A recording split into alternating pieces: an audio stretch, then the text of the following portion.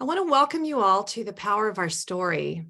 Today, we welcome Aidan Gunderson and Joe Laude, who will be sharing their stories of their time serving at Abbey Gate during the Kabul withdrawal. On the power of our story, we have heard many times through stories shared that what can be more traumatizing than an actual event or season is how it is handled. Was there a debrief? Was the incident really heard and supported? Were the people who were supposed to be protecting actually protecting? Was this experience validated? Today, we can be part of the solution by taking the time to hear the voices of these service members, Aidan Gunderson and Joe Laude. Thank you so much, Joe. We hear you today. We see you. It's an honor to get your voice out. I cannot imagine what it's been like for you and for all the people that you served with. Honestly, I cannot imagine. We could go on for hours. We know that, like we really could. There's so much to ask. There's so much to understand. I do want to pull Scott in because of his experience and his heart. So Scott, before we go to Aidan, would you like to make a comment or a question? Certainly. Thank you, Sarah. Hey, Joe and Aidan, I'm going to say to you, first of all, what we say to Vietnam veterans, welcome home. The job that you two did and all the others like you that were there is incredible. You were put in an untenable situation that should have never happened. And you performed well above standard. And as a Marine of 21 years, I'm one of those senior guys. I was being looked at for 06 when I retired. I decided to retire. And I think what I'm going to say, you inherently know. So I shouldn't be telling you anything new. But I think that you need to hear this, especially from some senior folks. It was absolutely a cluster. You were there, you saw it. Leadership failed. They flatly failed. The State Department failed. The administration completely jacked this up. They should have let the senior military make the decisions and do what the military does best. If that would have happened, a lot of this, I'm pretty sure, could have been avoided, but that's not what happened. So those sleepless nights that you probably still have, just remember that you guys performed at the top of your game, just as good as our Marines and sailors and soldiers that fought in the Second World War, the Marines at Belleau Wood. Different scenario, but you were doing what we expect and what we hope Marines and other service members would do. Don't ever sell yourself short in that regard, because you guys absolutely met the test and exceeded it. As far as that old gentleman that you wound up taking back, he has life experience just like we all do, right? And in his heart, he felt what he felt. But we know, we're not like those folks, the Taliban. That is resident evil. Do you have the occasional guy or gal that does something they shouldn't do? Yes, because we're human, right? People do stupid stuff. But when you look at us taken, collectively, that's not who we are as people. Our service members, we are not bad people. We understand what we're supposed to do and we execute, and we do it damn well. Yeah, I've got a lot to say, but I think for time constraint, I'm going to neck it down to what I've said. But I just hope that as we move forward as a nation, and you've talked about the lack of accountability, that is squarely what's happening in our military at the senior level, is the lack of accountability and the passing off of what happened. Is that going to change? I don't know. I think it might take an administration change to kind of right the ship a bit. But there's a lot of folks entrenched. And so I guess I'll try to be optimistic. But don't ever doubt your service. You guys did a remarkable job. And I thank God, as someone who's older now, and I've been out almost 11 years, that there are people like you, Aidan, and the others that have taken the watch, and those folks that are, certainly doing it now. And last thing, thank you for what you're doing, helping veterans. That is huge. I've spent the last 10 years of my life doing that. The purpose that you gain from that is incredible. I know you feel that. That's why you're doing it. And you're making a difference. You're helping folks that need somebody like you guys who have been through it, understand it. And instead of moving on in life, you're turning back around and you're reaching your hand out and you're pulling these folks in close. And that's worth everything. So God bless you guys. Probably going to be the most healing words for Aidan and Joe in this whole conversation. Thank you so much, Scott. I'm so grateful you're here, honestly. Aidan, let's go to you now. I'm going to introduce you. So Aidan, his word that describes his journey is providential. Aidan Gunderson served 4 years as an enlisted combat medic in 1st Brigade, 2nd 504th Parachute Infantry Regiment, 82nd Airborne Division. During his service, he participated in 2 historic no-notice deployments, one to Iraq when he was 19 years old, the other on his 21st birthday to Kabul, Afghanistan, to assist with the evacuation in August 2021. Aidan was on one of the last planes that carried troops out of Hamid Karzai International Airport, otherwise known as HKIA, and America's longest war. On March 8th, Aidan was asked to testify in front of the United States Congress in a hearing investigating the disastrous withdrawal of Afghanistan. I highly recommend you people watch that. It's incredible. He provided his real and emotional firsthand perspective of what it was like on the ground in HKIA. He currently works as the Director of Mental Health Advocacy and for Operation Allies Refuge Foundation. It's a nonprofit, just what Joe just shared, a nonprofit dedicated to the support and advocacy for veterans who sustained moral injury or trauma during the evacuation of HKIA. He started volunteering for the OAR Foundation so he could continue his service to his brothers and sisters like he did during his time in the U.S. Army. So Aidan, I want to also welcome you to the Power of Our Story, and I want to thank you so much for sharing your story with us.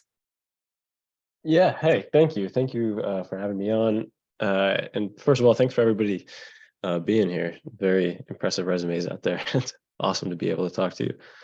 I'll try to keep it short because Joe knocked it out of the park with his. I, unlike Joe, was not really at a gate the whole time.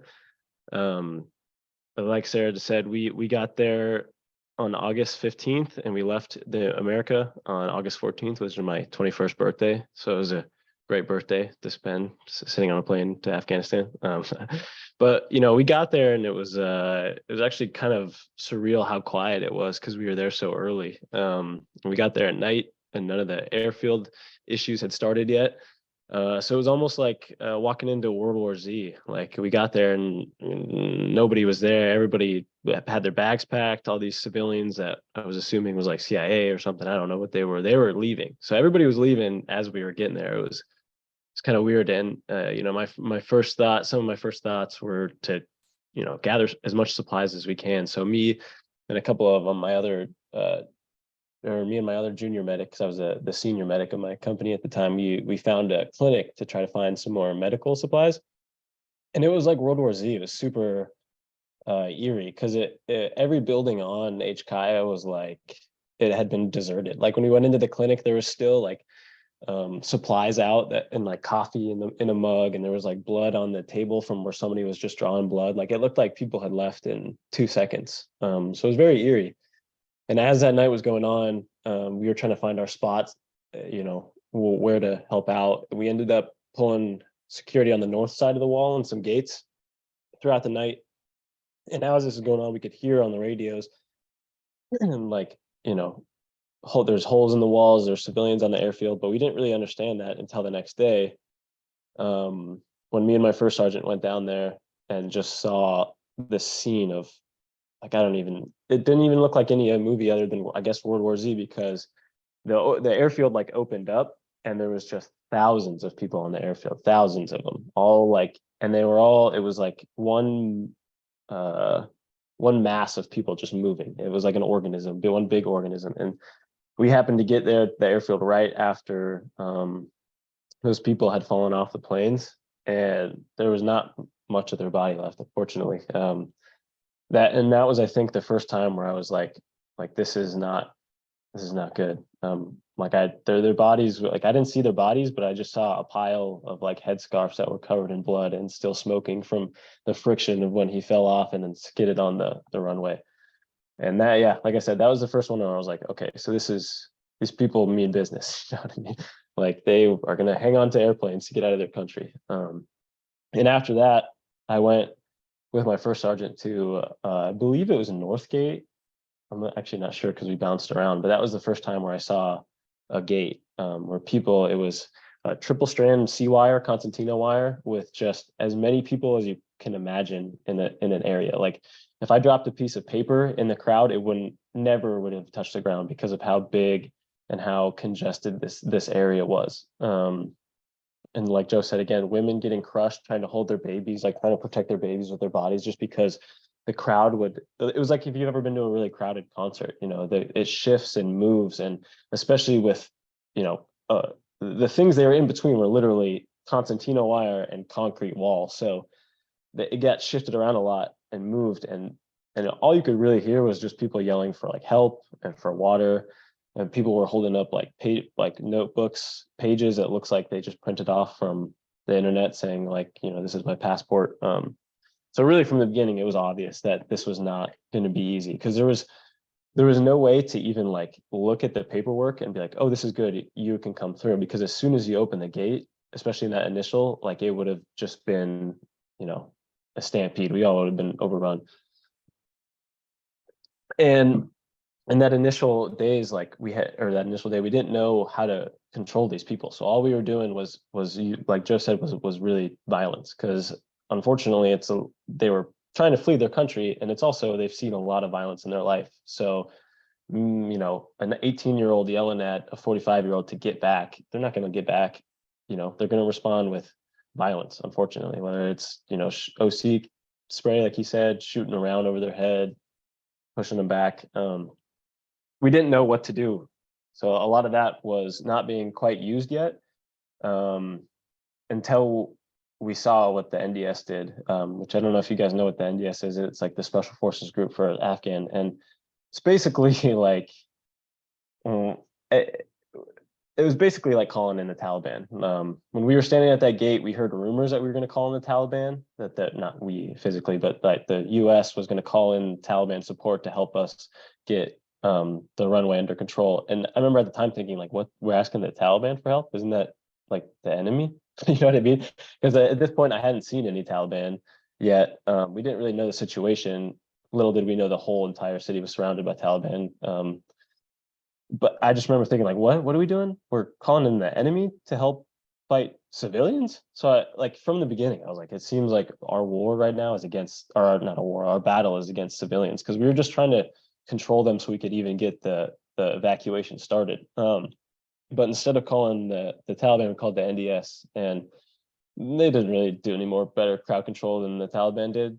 They came in and beat everybody. I remember seeing people hold like the barrels of their rifles, just swinging it, just hitting everybody they could. And I was like, I physically watched women get hit in the face, like holding babies, and then like drop their babies. And I remember watching that and being like, what are we what are we doing here? Like, yeah, we're controlling the crowds, because they got the crowd under control in like 5 minutes because of that, which, you know, it's a weird feeling being like, thank God these crowds are controlled, but they were controlled by the most brutal means. And the NDS knew that they couldn't kill anybody, because they came in and you'd hear a couple gunshots and you'd see some blood, but you'd never see a body, because the leader of the NDS would like shout and point at us. Like, I mean, I don't know, I didn't speak what he was speaking, but I can only imagine, don't kill anybody, the Americans are watching, you know. But as soon as the Americans aren't there, what were they doing? So that was the first day I was in Afghanistan. It was like the longest day. It was probably like 48 hours.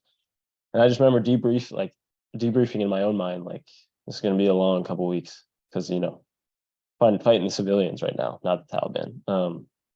And as the days went on, we got rotated off the North Gate and actually got pushed down to Abbey Gate to fill in on security on the outer portions of Abbey Gate. So unlike Joe, I worked a lot in Abbey Gate, but not 24/7. This is actually when me and my company got linked in with Scott Mann's Operation Pineapple Express. That's the whole reason we were going down to Abbey Gate, was to pick up these targets, or not targets, these high value targets, I guess, of people that were being sent to my commander's phone from all the way back in the United States. So that's why we were going to Abbey Gate. It was very like, go down there, try to find these people, bring them to the airport. And we just did that continuously for days and days and days. But every time we went to Abbey Gate, I never wanted to go back, because it was like Joe said, the smell was nothing anybody should ever smell. It was a mixture of, you know, feces and poop and pee and dead people. It was the worst smell like imaginable. And that was even before you got there, you saw anything. I remember one of my first trips, looking over to a family that had been pulled out of the gate, but were still waiting to get processed. And the mom was sitting there just holding her dead baby, like just crying, still trying to put shade over it, even though, you know, the baby was gone, and her whole family was just around her, just crying. And that was one of my first trips down there. So obviously I knew it was not going to be good. It was also one of my first times seeing the Taliban, and just remember thinking like, you know, how many Americans has this guy killed? Because he was standing there on top of the Connex with an AK. Like, at any point he could have shot at me, at any point I could have shot at him. But I was thinking, like, if I was here 2 weeks ago, would we be shooting at each other? Like, how many Americans has he killed in his whole life? He's been in Afghanistan for 20 plus years. So we've been in wars for 20 plus years. Like, he could have killed my best friend, probably, you know. It was just awful. The whole, everything about it, smell, every sense you can imagine. It was being assaulted at Abbey Gate. And I, you know, luckily I was able to leave. Like, I feel so, you know, I empathize a lot with these Marines that were there 24/7. I can't even imagine it. Like, I got tastes of it, and it still leaves me up at night. And luckily I was not directly next to the bombing of Abbey Gate. You know, funny story, I'm pretty sure I was about a cigarette smoke away from being right next to it. You know, since we knew it was our last day, we were going to try to do one more push down there to rescue a couple more families through Operation Pineapple Express. But me and my first sergeant were tired, so we were like, let's actually have a cigarette before we go down there. So we smoked, joked, and then we went down there. And as soon as I stepped out of the truck, I took about 10 feet or 10 steps, and that's when the bomb went off. And we were literally walking to right there. So I'm pretty sure that cigarette might have saved me and my first sergeant's life, or at least close to it. I would have been a lot closer. That's for sure. And, you know, I could talk, I guess, more about Abbey Gate since we didn't get too much of Joe, but yeah, it was, you know, the worst day of my life. I think it was the worst day of everybody's life there, obviously. And I didn't know any of the Marines or soldiers or sailor that was killed that day, but I feel like I know them, if that makes any sense. I'm sure I walked past every single one of them every day. I'm sure I probably maybe even talked to one of them, because I talked to a lot of Marines down there just while we were down there, trying to see if they needed food or water, anything I could bring to them when we weren't there. But I feel connected with them in the sense that we were all there sucking, you know, doing the worst jobs possible, but trying to do it the best we possibly can, which I think everybody there did. It was amazing to see. Like, I was probably 50 feet away from the blast, maybe even closer. And I didn't even have to open my aid bag when I got there, because there were so many corpsmen and so many Marines that were already on every single patient. I assisted a lot. Like, my first patient had most of his face had been ripped off. from shrapnel. So I tried to just keep him sitting upright and talking to him. And I assisted another Marine, like cutting his clothes off, putting other tourniquets on. And as I'm doing this, I'm like looking at Marine, because there's just casualties everywhere, like everywhere you could think of. And I wasn't even at the epicenter of the bombing. I was, behind a T-wall, and there was still bodies everywhere. And the smell is like, nobody says that when you're training. I obviously did a lot of training mass cows as a medic, but nobody, you don't expect the smell of burning corpses and iron. Like that's all you could smell was just iron. And I remember I was putting a tourniquet on a Marine, and I looked up, and there was a family. There was an old man who was bleeding, like just so much blood coming from his head, and he was holding a baby that was, I don't know, in a couple pieces. They came running out at the Marines at Abbey Gate, and all the Marines were like, get back, pointing their rifles at him because they were worried about a secondary attack, which I was worried about too. And I was like, wow, these civilians are about to get just mowed down, because they were running at the Marines, and after an IED attack, first thing you think about is another IED attack. Luckily these families stopped, but I just remember looking like at them, and they didn't even like look scared because they were so in shock about what was going on. Like this old man was holding his dead baby, and his family around him were just covered in blood, but they didn't look scared. Like I'm sure I looked terrified, but they looked like they'd been there before. And it was just it was a crazy. We transport. I was one of the first trucks to the Norwegian hospital after helping treat a couple. We loaded a truck full of casualties up, 2 were like laying in the bed, and then 1 on the litter across. And I wanted to sit in the back with them and kind of hold the litter and assess some of the casualties, but I was unfortunately the only one that knew exactly where the hospital was. So I had to get in the front seat, and I instructed one of the NCOs in my company to get in the back and just hold the litter in place. So it didn't fall off, because there was obviously we're not using really an ambulance. The litter should not have been laid across there, but given the circumstances, we kind of had to. And the Marine we laid across the top was in bad shape. I couldn't even see his face because he was so wrapped up. I just remember seeing like brain matter leak out of the bandages on his head. So I knew we needed to go. So I got in the front seat of my truck, and I told the driver where to go, how to get there, drive slowly. But like I said, I think we were the first truck there because it didn't seem like anybody knew what was going on. So I had to get out of the truck near the PAX terminal and sprint in front, and to yell at everybody to get out of the way, because obviously they knew what was going on, that there was an explosion, but I don't think they were quite ready for it. And I had to sprint up to the hospital. I was like, as I was running, I was trying to yell like 3 casualties, 3 casualties. Luckily, they had doctors ready, and as soon as we stopped, they came out and started assessing the casualties. I held one of the Marines' hand as he like screamed, "I don't want to die," and screamed and squeezed my hand as hard as he could. And I just tried to reassure him, like, "Hey man, we're at the hospital. You're not going to die. You're not going to die." But I didn't really know. His legs were covered in blood. I mean, he had 2 tourniquets on each leg, and just, so I don't know. He squeezed my hand, screamed, "I don't want to die." I don't know if he did. I don't think that he did. The NCO that was in the back of my truck told me, I remember, I'll never forget it. He had blood on his face, and he said he stopped holding my hand midway through the ride. And he was talking about the guy in the back of the truck laying across this. I guess he was holding his hand and then stopped. And yeah, what do you say to somebody like that? I was like, it's okay. I wanted to hug him and cry right there, but they couldn't do that. I don't know if that Marine survived or not. I don't know who he was. I never asked the guy after. I just try to assume that we saved all of them, but he didn't look like he was in the best shape. So who knows? After that, we went back, and by the time we had gotten back, there were so many people. We had to walk back, or actually we sprinted back. And I remember that was the first time I saw American casualty. They brought a litter out with a trauma blanket over the top, and they put it to the side, which is in Army medicine, when you put a litter away from all the other casualties, it means they're dead. And I remember like time slowed down in that moment, seeing the litter get carried, and somehow it didn't connect in my head that like, oh, there's Americans that are going to die. You know what I mean? It's a weird it's weird when you're put in a situation that you're not expecting like that, and it's so traumatic and there's so much adrenaline. Like my first thought was not these people are going to die. My first thought was just fix them. But then when I saw that litter, I was like, that's really I just felt the whole gravity of the situation came down on me. And I had a water bottle in my pocket that leaked that I actually tried to pee in my pants when we got done. I was like, oh, I was so scared I thought I peed, but it was just the water bottle, I think.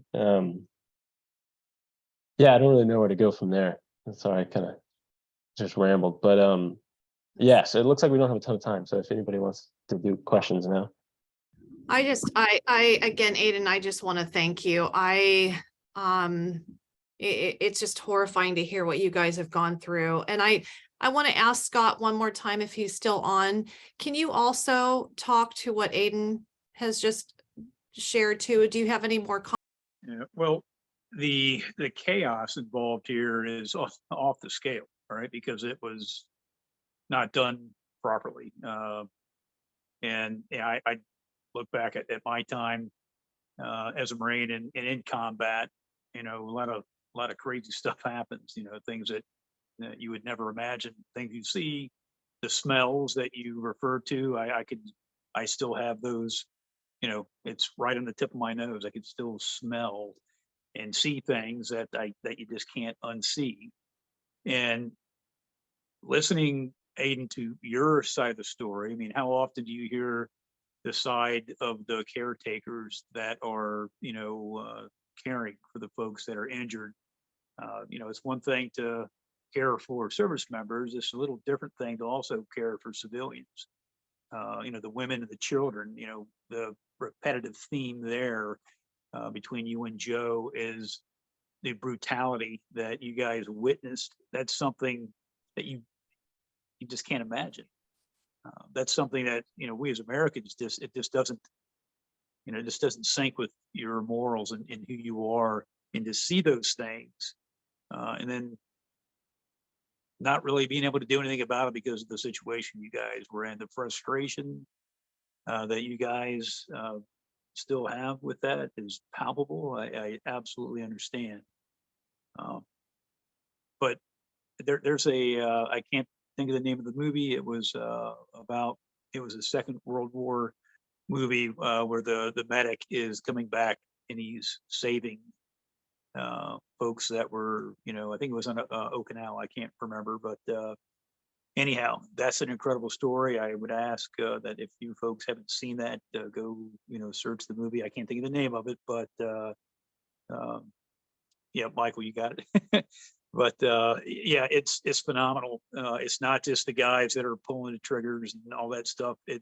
Takes everybody, right? You know, all the folks that make up the team doing what they do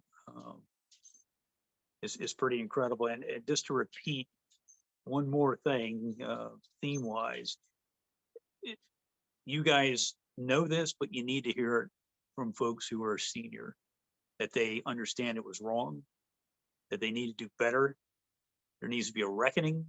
There needs to be accountability, and you guys need to be told that from folks at a much higher level than me. I'm just telling you as Joe civilian, you know, / Marine. But I get it, and it concerns me, and it's on my list of things to get involved with. So thank God again for you folks, and you're good Americans. Thank you so much, Scott. And Aidan, thank you so much for sharing your story. Again, we hear you on this group. We are a variety of a bunch. We hear you, we see you, and we thank you so much for everything that you did and what you had, what the position you were put in. I cannot imagine. And I'm so sorry you weren't protected. So 22-0, Joe, do you have a comment or a question?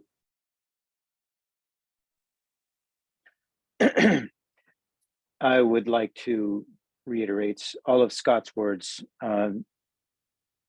You are loved, you are cared for. Every single person on this call is here for you. Every single person has your back. You gentlemen having gone through all of that for all of us. If if we can help you in any way possible, every single person here will. Yeah. I speak for 22-0 as an organization. This is what we do. We heal PTS. We can get rid of it. It's new, it's different. We can do it. If you would trust us to reach out to us, I will leave it at that. That's what we do. It's free. We don't talk about the trauma. Everything you just talked about today, you'll never have to talk about that with us. We walk you through our processes, and we sever the emotion from the trauma, and it's over. If you'd like some peace from the nightmares and getting triggered and anything that bothers you in relation to this trauma, these traumatic events, I implore you to please reach out to us. My information I will put in detail in this, I guess in the thread here. There's many coaches on here of 22-0, and there's people who have gone through this, and it works. So thank you all so much for the great support. Thank you, Sarah, for putting this together. You're all amazing people, and we're so very proud of you guys. Just, I want you to know we're here. And that, I think that too many people have suffered. We've lost too many people. That has to end. So tell you, besides yourselves, I want you to tell everyone you know, you're the other guys that are suffering and gals that are suffering. Don't let them think they're alone, because they're not. And Absolutely. with that, I will stop talking, and please let the other folks take a shot here. Thank you all very much. Yeah, thank you. I just wanted to say directly thank you to you as well.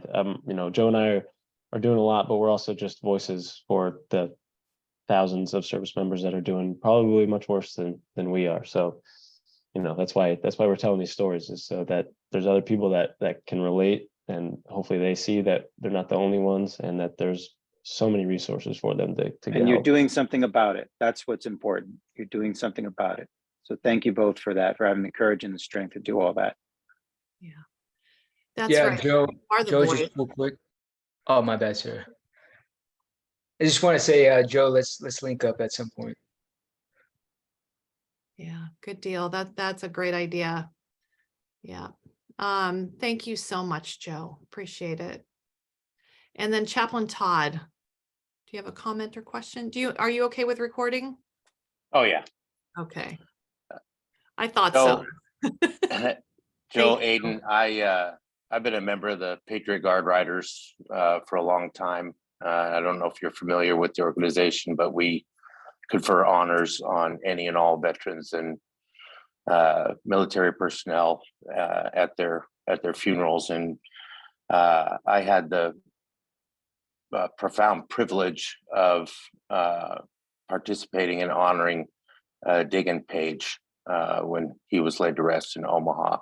And I just want to say what you guys are doing, putting the truth out there about what there's no other way to put it, massive clusterfuck that whole thing was.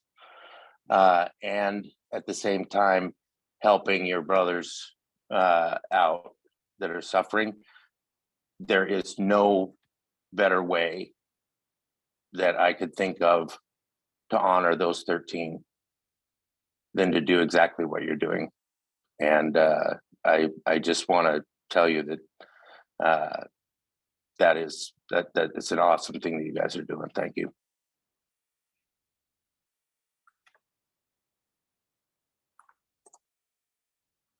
And then Paul. I'm going to try to keep these comments as brief as I can, but I'm going to start out by saying to you, Joe, in particular, you are not just a grunt. You are the backbone of the Marine Corps. You're where the fighting gets down and dirty. And there is no need to diminish the value of your skills or your moral compass one tiny bit. And most of you here won't remember, but there was a thing called the Nuremberg trials after World War II. And the basis of that trial of those trials was that people in the SS said they were just following orders. And the Nuremberg trials determined that those were not lawful orders and therefore should not have been followed because they were inhumane. And so when you think about the experiences that you've described today, you made a decision to go back and get people essentially against orders. But when you meet your maker, you will know that that was not a violation of anything. And I share that with you because there's a lot of guilt that goes on, and it's just absolutely unnecessary. The third thing that I'll share just briefly is that the result of what happened in Hamid Karzai International has directly affected the ability to recruit new personnel for military service. And the numbers speak for themselves. I don't need to recite them, they're there, and that's just a fact.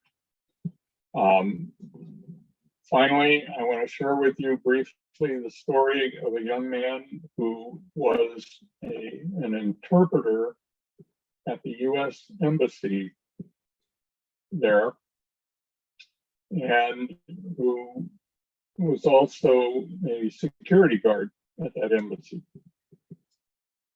And he did not make it out. He has an SIV. He has all of his papers. He has 4 young children. I am still in touch with him to this day, working on getting him out of that country. And the Taliban has threatened that if they find him, and they're actively looking for him, they will execute his children in front of the parents, and then execute his wife in front of him, all by beheading. And so when you, Aidan in particular, when you talk about inviting the enemy to come and help you, this is the most bizarre thing that could possibly take place. You don't invite your enemy, you execute them. As General Patton said in World War II, the job is not to die for your country, it's your job to make the other guy die for his country. And that's just the brutality of it. But anyway, I appreciate your sharing your stories and having to relive some of that. I know it wasn't easy, but I'm happy that you did it, and I'll be really interested to hear the conversation between you and John Walker about the beginning and the end, if you will, when that time comes. Thank you so much to both of you. I appreciate it immeasurably. Thank you, Paul. Paul, thank you so much. And we are going to end with Tammy. But before we sign off too, after Tammy, I would love to hear from Aidan and Joe what you guys got from this talk.